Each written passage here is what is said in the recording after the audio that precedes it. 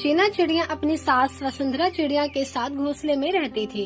5 महीने पहले वसुंधरा ने अपने बेटे डुग्गू कौवे की शादी चीना नाम की सुंदर चिड़िया से कर दी थी। चीना चिड़िया बहुत ही आज्ञाकारी सुशील थी, जो घर का सारा काम करती थी। कुछ महीने बाद वो गर्भवती हो जाती है, जिससे उसके पति और सास दोनों खुश हो गए। वसुंधरा: अरे वाह मेरी बहू, इस घर में नन्ही मुन्नी चिड़िया लाने वाली है। मैं तो बहुत खुश हूँ, दादी बनने वाली हूँ। चीना: और मैं भी माँ। डुग्गू: मुझे तो यकीन ही नहीं हो रहा कि मैं पापा बनने वाला हूँ। चीना: आपको तो यकीन नहीं हो रहा ना, तो कोई बात नहीं।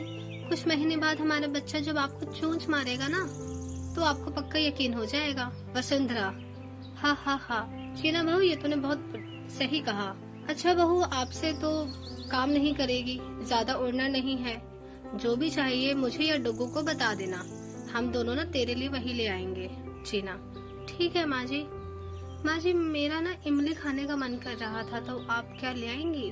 वसुंधरा: हाँ क्यों नहीं, अभी लाती हूँ। ये कहते ही वसुंधरा उसके लिए पेड़ से इमली तोड़कर ले आती है और डुग्गू भी उसके मनपसंद चीजें ले आता है। अगले दिन सास उसे मेवे के लड्डू बनाकर देती है। वसुंधरा: ले बहू, इन लड्डू को खा ले, इससे ना तुझे और तेरे बच्चों को ताकत मिलेगी। चीना: जी माँ जी, माँ जी आप बहुत अच्छी हैं, बिल्कुल मेरी माँ की तरह मेरा ख्याल रखती हैं। वसुंधरा: तू तो मेरी बेटी है ना, ख्याल तो रखना ही है। कुछ दिन बाद उसकी गोद भराई की रस्म रखी जाती है, जिसमें सभी पक्षी शामिल होकर शगुन के तोहफे देते हैं और गाना बजाना करते हैं। तभी सास उसकी नजर उतार कर कहती है। वसुंधरा: थू थू थू, मेरी बहू तो आज चांद का टुकड़ा लग रही है, नजर ना लगे। डुग्गू: हाँ माँ देखो चीना, मैं हमारे बच्चे के लिए ये खिलौना लेकर आया हूँ। जब वो आएगा ना इस दुनिया में, तो इससे खेलेगा।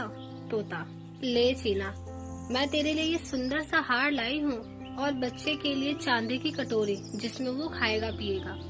चीना: अरे वाह, ये तो बहुत सुंदर है, शुक्रिया आंटी। तोता: अच्छा बेटा चल, मैं तुझे ना कुछ दिखाना चाहती हूँ। चीना: इस वक्त? ठीक है चलिए। चीना उसके घर पर जैसे ही जाती है तो वो डाली टूट जाती है, जिससे वो गिर जाती है और चीना के पेट में बहुत दर्द होता है। चीना: माँ जी, मेरे पेट में बहुत दर्द हो रहा है। डुग्गू जी मेरी मदद करो, मेरा बच्चा। वसुंधरा: हे भगवान, मेरी बहू और उसके बच्चे को कुछ ना हो, रक्षा करो भगवान। तभी दोनों चीना को फौरन हॉस्पिटल लेकर जाते हैं, जहां वो एक प्यारी सी नन्ही चिड़िया को जन्म देती है। अपने बच्चे को देखकर डुग्गू कहता है। डुग्गू: शुक्र है भगवान का, सब ठीक है, वरना मैं तो बहुत डर गया था। चीना तुम ठीक हो ना? चीना: हाँ मैं ठीक हूँ, आप फिक्र मत कीजिए, बस मेरे पंख में बहुत दर्द हो रहा है। वसुंधरा: कोई बात नहीं, डॉक्टर दवाई दे देंगे तो तू ठीक हो जाएगी। चीना: माँ जी, मैं आपका शुक्रिया करना चाहती हूँ, आपने मेरी बहुत अच्छी गोद भराई की रस्म रखी। सच कहूँ तो माँ जी, आज से पहले मुझे इतनी खुशी नहीं मिली। वसुंधरा: अरे ये सब तो तेरे लिए था, लेकिन अब मेरी पोती के लिए इससे भी बड़ा जश्न रखूंगी। ऐसा कहकर वो अपनी सास के गले लग जाती है। कुछ दिन बाद नन्ही चिड़िया के लिए बड़ा सा जश्न रखते हैं, जहाँ सभी पक्षियाँ साथ में मिलकर खुशी मनाते हैं। टीना नाम की चिड़िया अपनी माँ और अपने छोटे भाई पिंटू के साथ रहती थी। टीना चिड़िया का बहुत बड़ा चॉकलेट का दुकान था, जो उसके पिता के गुजर जाने के बाद उसकी माँ बहुत अच्छे से चला रही थी और उसी से अपने दोनों बच्चों का पालन पोषण भी कर रही थी। एक बार सुबह के समय माँ: टीना बेटा उठो, सुबह हो गई, दुकान खोलना है, अभी ढेर सारे कस्टमर्स को चॉकलेट भी देना है, और अभी तो एक नया चॉकलेट बन रहा है, उसका क्या हुआ देखो जाके। टीना: अरे माँ, सुबह सुबह उठा रही हो, बस 5 मिनट और सोने दो ना। माँ: बेटा उठो, स्कूल जाने का टाइम है, अच्छी कमाई हो जाएगी अभी। पिंटू: माँ मैं सबसे पहले नया चॉकलेट खाऊंगा। माँ: हाँ क्यों नहीं मेरे राजा बेटा, आखिर तुम्हें ही तो ये दुकान आगे जाके संभालना है।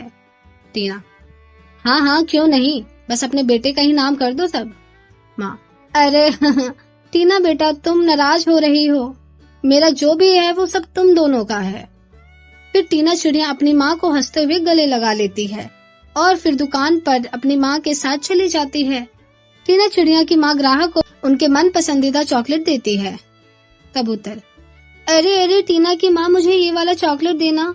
माँ, हाँ हाँ कबूतर दीदी ये लो। चिंटू कौवा, अरे दीदी ये वाला चॉकलेट कैसे दिए। माँ, चिंटू भैया ये 20 के 2 हैं। चिंटू कौवा, ये लो 500 रुपए, मुझे ये सारे चॉकलेट पैक कर दो। माँ, हाँ भैया अभी देती हूँ।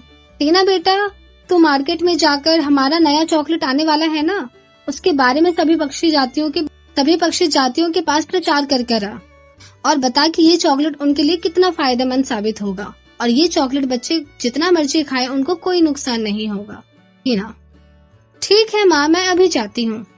मीनू कबूतर, अरे वाह दीदी, भैया के जाने के बाद तो आपने कारोबार को बहुत अच्छे से संभाले हुए है और दोनों बच्चों को सही से ट्रेंड कर रहे हो। माँ, हाँ मीनू, अब मेरे बाद इन दोनों को ही तो संभालना है सब, तो ये करना भी बहुत जरूरी है। ऐसे ही टीना चिड़िया अपनी माँ के साथ मिलके अपने चॉकलेट की दुकान को खूब अच्छे से संभाल रही थी। तो वहीं दूसरी तरफ तोता टीना चिड़िया के कारोबार को देखकर उससे जलता है। तोता, ये टीना चिड़िया भी अपने बाप की तरह ही तेज निकली। इसके बाप के आने से पहले मेरी दुकान थी, लेकिन फिर भी गांव के सभी पक्षी इसकी दुकान से चॉकलेट लेते हैं और सालों से मुझे इनकी वजह से भारी नुकसान हो रहा है, लेकिन अब बस बहुत हुआ, अब मैं इनको नहीं छोड़ूंगा। कौवा, क्या बात कर रहे हो दीवार से। हाँ। तोता, अरे कुछ नहीं, आपको कौन सी चॉकलेट चाहिए। कौवा, नहीं नहीं, मुझे कोई चॉकलेट नहीं चाहिए, मैं तो टीना बिटिया की दुकान से लूंगा, उसके चॉकलेट सस्ते भी होते हैं और अच्छे भी। तेरी तो। ऐसे ही टीना चिड़िया का परिवार हंसी खुशी रह रहा था कि एक दिन तोता गुस्से में आकर टीना चिड़िया की दुकान में आग लगा देता है। उस समय टीना चिड़िया की माँ वहाँ मौजूद थी। टीना रोते हुए, माँ, ये क्या हो गया आपको, आग कैसे लग गई दुकान में, अब क्या होगा माँ, तुम ठीक हो जाओगे, अभी मैं तुम्हें हॉस्पिटल लेके जाती हूँ, तुम्हें कुछ नहीं होने दूंगी। पिंटू, माँ तुम छोड़कर नहीं जा सकती मुझे। माँ, टीना बिटिया, अब बहुत देर हो चुकी है, तुम अपना और अपने भाई का ध्यान रखना। इतने में टीना की माँ मर जाती है। फिर टीना अपना और अपने भाई का जैसे तैसे पालन पोषण कर रही होती है कि एक दिन उस तोते की सच्चाई सबके सामने आ जाती है और उसे जेल हो जाती है और फिर उस तोते का दुकान टीना चिड़िया का हो जाता है और वो उसमें अपने चॉकलेट का दुकान दोबारा खोल लेती है और अपनी माँ के सिखाए गए तरीके से कुछ ही दिनों में चॉकलेट का कारोबार बढ़ा लेती है और फिर हंसी खुशी अपने भाई के साथ रहने लगती है।